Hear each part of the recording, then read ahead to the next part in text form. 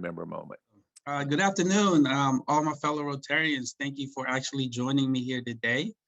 I'm glad I got this opportunity to actually be in front of everyone and just share a little story about me and my background and also my upbringing. So, yeah. It's an honor and privilege to be in this position to contribute to the club today. As y'all explained to everyone who have known me for some time now, I'm a byproduct of immigrant Filipino parents.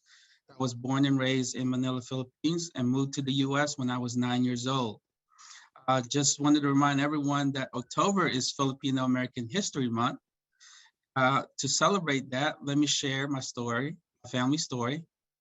So, back on July 4th, 1946, the Philippines became an independent nation after almost 50 years as a colony of the United States from 1902 to 1946, more than 300 years as a colony of Spain.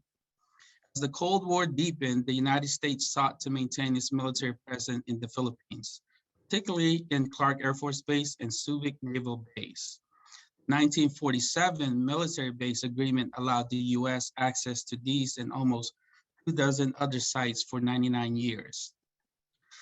The base agreement had Article 27, which provided for the recruitment of Filipino citizens into the U.S. Armed Forces.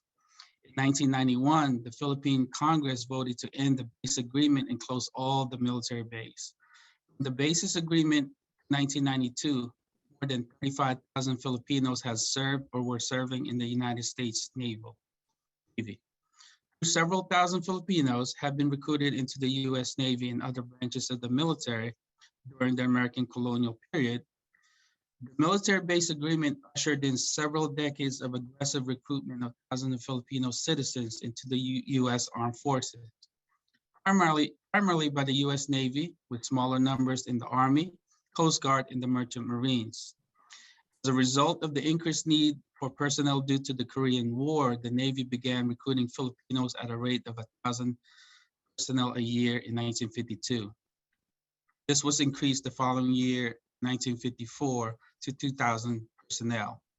Hundreds of Filipino men rushed to enlist daily at Sangley Point Naval Base, naval headquarters in the Philippines, due to the deteriorating economic and political environment of the Philippines. Navy offered higher pay than they could expect in any occupation for the Filipinos. So even college-educated Filipinos sought to join the Navy. Additional incentives, including the promise of adventure to travel the world, and the potential opportunity to obtain U.S. citizenship. Now, my father, Carlito Soriano, and his brother, Rafael, passed the exam and enlisted in the U.S. Navy in 1985. 4 years later, my family, along with my mom and my younger brother, immigrated to the U.S. to join my dad, and we became naturalized U.S. citizens. As you can see, professional background, growing up and actually going to college, I'm from Hampton, Virginia. Graduated from Shepherd University with a BA in psychology, and afterwards relocated to the Washington, D.C. metro area in 2008, and have been working in the government contracting industry and then also the government sector ever since.